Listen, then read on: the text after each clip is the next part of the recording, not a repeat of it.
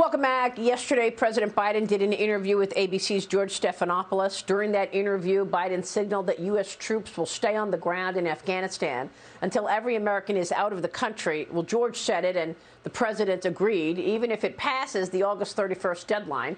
The State Department, meanwhile, saying it cannot guarantee trapped Americans safe passage even to the airport.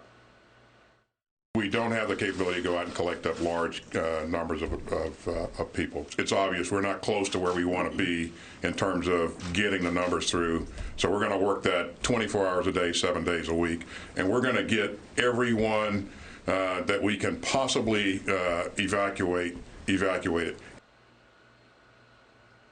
Joining me right now is Louisiana Congressman, Vice Chairman of the Republican Conference, Mike Johnson. Congressman, it's good to see you. Thanks very much for being here.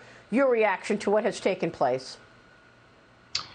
It is so frustrating, almost unbelievable that this was allowed to happen. You know, President Biden established an arbitrary withdrawal date for political purposes. He obviously did not establish or follow any apparent plan on how this was going to happen. And so the chaos has ensued. He said in that now infamous interview with George Stephanopoulos that the chaos was inevitable. There was no way to prevent it. That's just simply not true. We had kept the chaos at bay there for a long, long time. And we could have done it for additional days, weeks, or even months, whatever was necessary, if they had followed a logical plan. They did not have one. And now American lives and our allies' lives are in jeopardy. They sure are. And for the State Department to say we cannot guarantee your safe passage even to the airport. I mean, what a heartbreak for those people who have been partnering and helping the United States and allies. And then, of course, the women. The women are fading from public view, being forced to cover up. Not a word from Kamala Harris after she went nuts on Brett Kavanaugh. She claims that she is a champion of women. Obviously not. And then there's this. The Biden State Department moved in June to cancel a program which oversaw the protection and evacuation of American citizens stationed overseas in the case of an emergency, just as the Taliban was taking over Afghanistan. So they moved in June to do this. I mean, you know, yesterday President Trump joined me, and he basically said, how do you move the military out before getting all Americans off the ground? Your thoughts on what plan was President Biden following? How does this happen? Well, we're there 20 years. These are great questions, Maria. We have been asking those. I serve on the House Armed Services Committee, among other assignments, and the Republicans on that committee have been pressing the White House all year long for the plan, because he had, of course, telegraphed that this was going to happen at some point.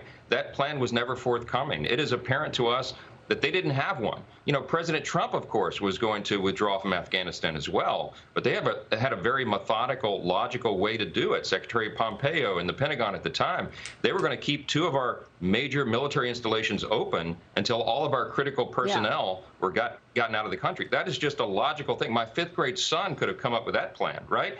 But the Biden administration just went in for political purposes.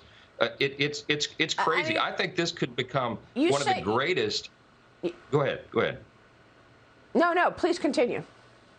Well, I just, you know, it's difficult to describe how large of a debacle this is. And we think this could be one of the greatest foreign policy, national security mistakes in the history of the country. It may be the largest one, because the consequences of this will go on and on. You know, we pursue the Reagan doctrine of peace through strength because weakness invites aggression.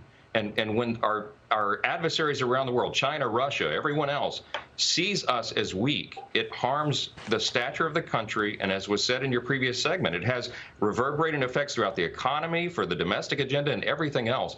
This is a very, very serious situation, and we don't know how it's going to end yet. That is exactly what Larry Lindsey wrote. And in the piece that I read earlier, the historian Bernard Lewis worried that the greatest danger to global stability is when America comes to be seen as harmless as an enemy and treacherous as a friend.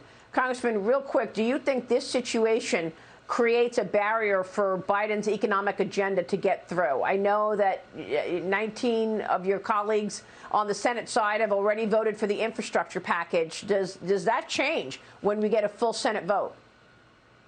Certainly, the president has lost a great degree of credibility, whatever little he had left, and his political capital has been squandered on this. I think it makes it very difficult for him to get that through. Of course, we're delighted by that outcome because I think that's good for America.